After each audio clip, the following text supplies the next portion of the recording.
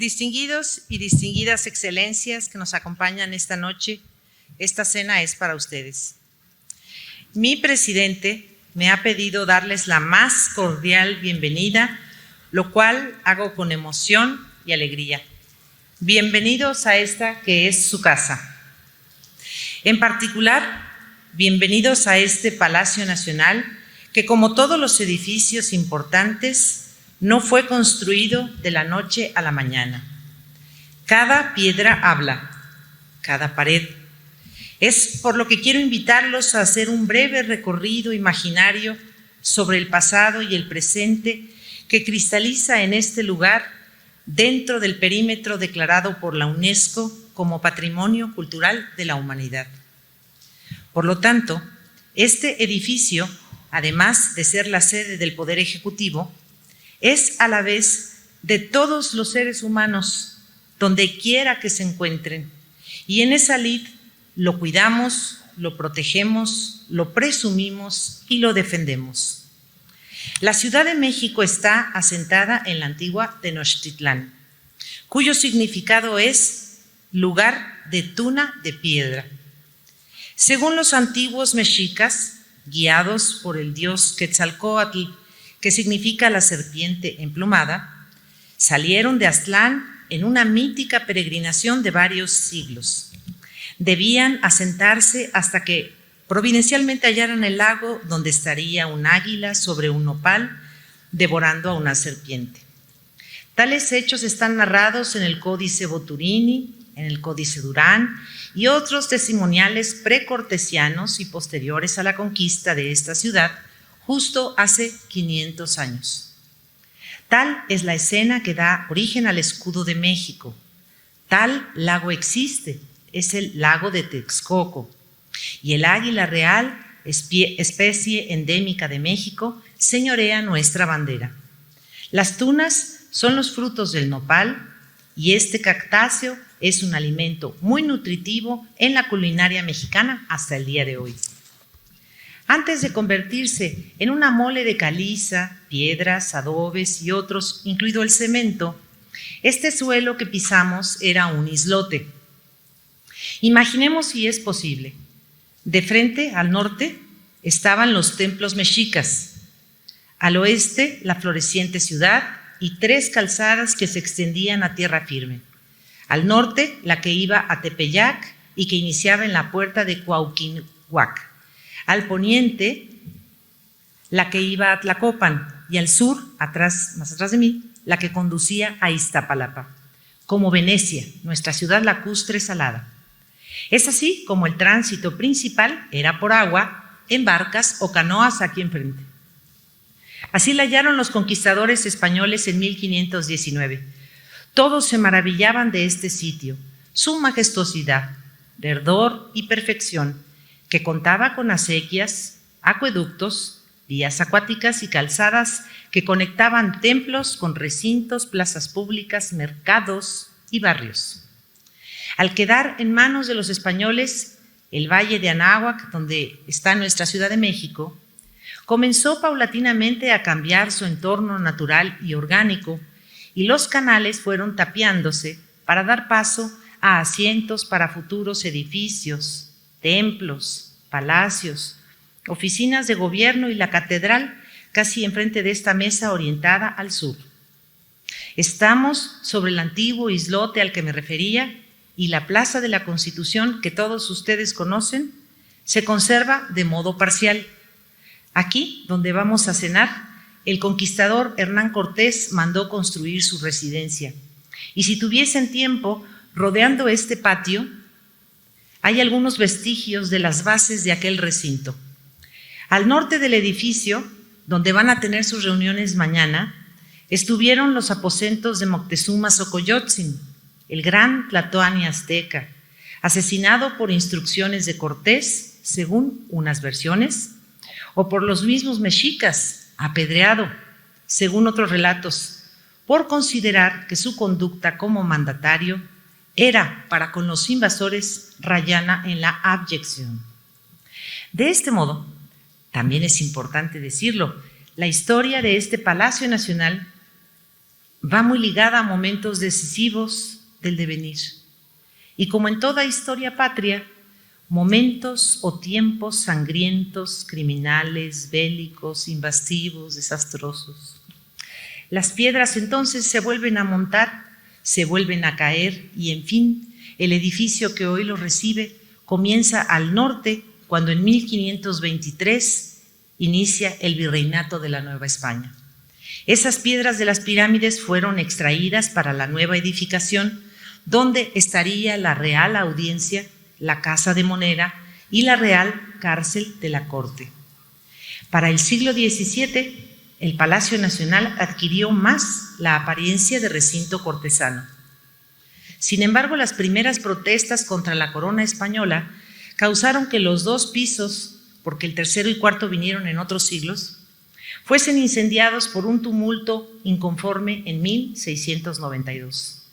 Siempre ha tenido 3 patios, dicho sea de paso, y 3 puertas en la parte frontal. En este motín fue echado abajo el llamado balcón de la Virreina y los palcos actuales son postizos que se colocaron en el siglo XX. Para finales del siglo XVII ya tenía este centro un aspecto más parecido al que ustedes pueden observar hoy. Y hoy, a mirar la paradoja, es casi imposible de hallar aquí algún vestigio prehispánico porque el pasado de los mexicas fue prácticamente eliminado de este inmueble. Hago un salto cronológico importante para no cansarlos y llegamos a 1810, cuando comienza la lucha por la independencia de México. Había un plan para ampliar la cárcel, que es este lugar donde estamos hacia el este, pero el movimiento independentista detuvo las intenciones y las obras. Durante la guerra, el edificio fue semi-abandonado. Aquí adentro había cantinas, lugares nocturnos, casas de apuestas, flora y fauna variada, una cárcel deteriorada, un cuartel venido a menos. El esplendor neoclásico que le habían infundido los últimos virreyes decayó. El 27 de septiembre de 1821 ingresó el ejército trigarante por la plaza y la Junta Provisional Gubernativa se asomó al balcón central, incluido el último virrey de la Nueva España, Juan de O'Donojú. El antiguo Palacio Imperial alojó a los 3 poderes: ejecutivo, legislativo y judicial. Al norte quedó la Suprema Corte de Justicia. Al sur, aquí, segundo piso, el Senado; al centro, el Ejecutivo. Desde entonces se renombró Palacio Nacional. El Senado se adaptó como Cámara de Diputados y de ese recinto salió la Constitución de 1824, pero no tan así porque aún no estaba listo en su remodelación. Luego vino la Constitución de 1836, la de 1842, centralista y conservadora, y la de 1857, liberal y reformista, donde uno tras otro el juramento de ley de todos los presidentes de ese periodo se llevó a cabo. El recinto fue incendiado, al parecer por un accidente, en 1872. Hoy existe, aunque esté remodelado, y también lo pueden visitar. En 1831 se decidió que este lugar ya no fuera cárcel nacional y se convirtió asimismo en la residencia oficial del titular del Poder Ejecutivo. Aquí murió el mejor presidente de México, Benito Juárez, por ejemplo. Cuando estén en el Salón Tesoreros el día de mañana, imaginen su pequeño hogar que está en el segundo piso de esa ala norte. Durante todos los acomodos políticos que hubo en el siglo XIX, las piedras volvieron a moverse fuertemente y no faltaron los saqueos al patrimonio inmobiliario, ni los incendios, ni los sismos que son el coco del Valle de Anáhuac. Tampoco los ataques de bandos inconformes, por ejemplo, con Antonio López de Santa Anna, quien vendió la mitad del territorio a Estados Unidos. La intensidad política se acrecentó justamente con la invasión de Estados Unidos. En el balcón principal de Palacio Nacional, al medio, ondeó la bandera de ese país en señal de triunfo. El edificio fue saqueado y vandalizado. Con el triunfo de la Revolución de Ayutla y la renuncia de López de Santa Anna, el 9 de agosto de 1855, se instauró un régimen republicano que cristalizaría en la Constitución de 1857. Pero la paz duró poco. Comenzó la Guerra de Reforma y lo que denominamos Intervención Francesa. Esta guerra llevó a Maximiliano de Habsburgo a ser emperador y a este palacio convertirse en palacio imperial. En esta ocasión, en el pendón principal, flameó ahora la bandera de Francia. Juárez comenzó a gobernar de manera itinerante hasta obtener la victoria. Por cierto, Maximiliano se dedicó a obsequiar a varios monarcas muchos tesoros de México que hoy están en palacios presidenciales de Europa, incluidos códices y piezas arqueológicas o el famoso penacho de Moctezuma. El señor emperador mandó a hacer los salones del segundo piso, que se conservan casi como fueron planeados y decorados, incluido el despacho presidencial. Tras el fusilamiento de Maximiliano, Benito Juárez hizo su entrada triunfal a la ciudad y al Palacio Nacional el 15 de julio de 1867.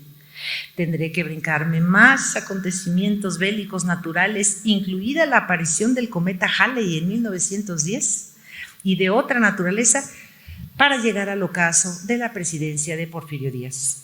Porque este palacio, como en sus mejores tiempos, volvió al escenario de las piedras volantes y los muros tapiados de balas y recubiertos de sangre.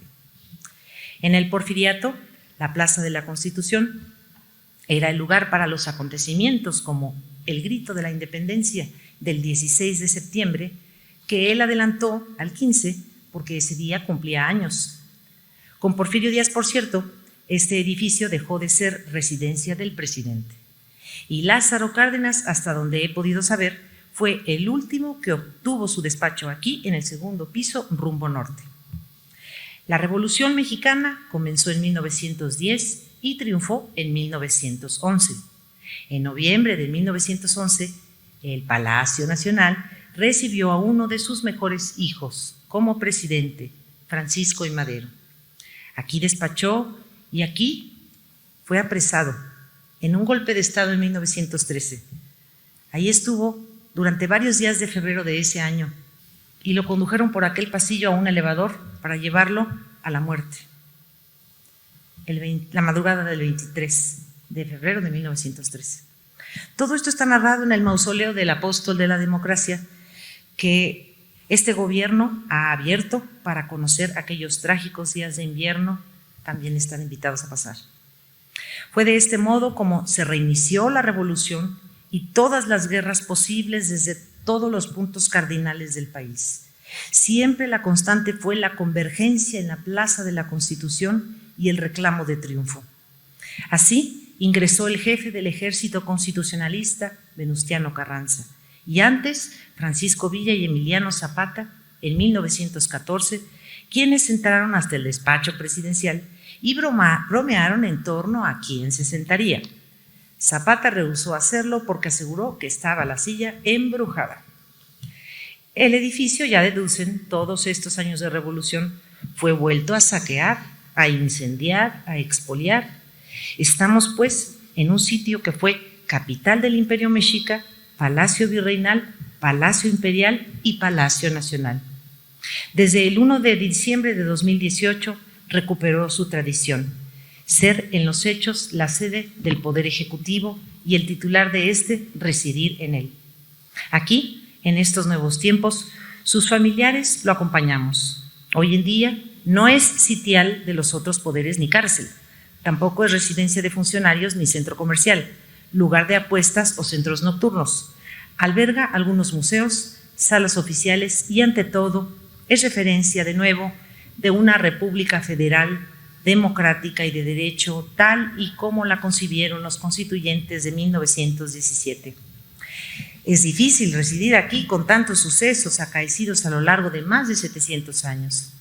Este sitio es el cruce de conquistas, rebeliones, invasiones, monarquías, imperios, regímenes autoritarios, dictaduras y esperamos la nueva metáfora de la democracia plena, la consumación de una auténtica república federal soberana, diversa, libre y justa. Por ello, todos los días como familia y con amor tratamos de purificar tantos siglos de densa historia. Ahuyentamos a los fantasmas que dicen deambulan, aún desde la caída de Tenochtitlán, y procuramos no escuchar lo que algunos oyen zumbar, los llantos de la Llorona, mítico personaje colonial que tiene su propio son semejante a un vals. Por el contrario, asumimos que hemos venido a vivir aquí para acompañar al presidente en su titánica labor. Lo queremos mucho y por ende a sus visitantes. Bienvenidos sean al ombligo de la luna, a México, según la etimología náhuatl. Estar en su casa, repito, casa que también es patrimonio de la humanidad. Que viva nuestra América, que viva el Caribe y hasta la próxima. Gracias.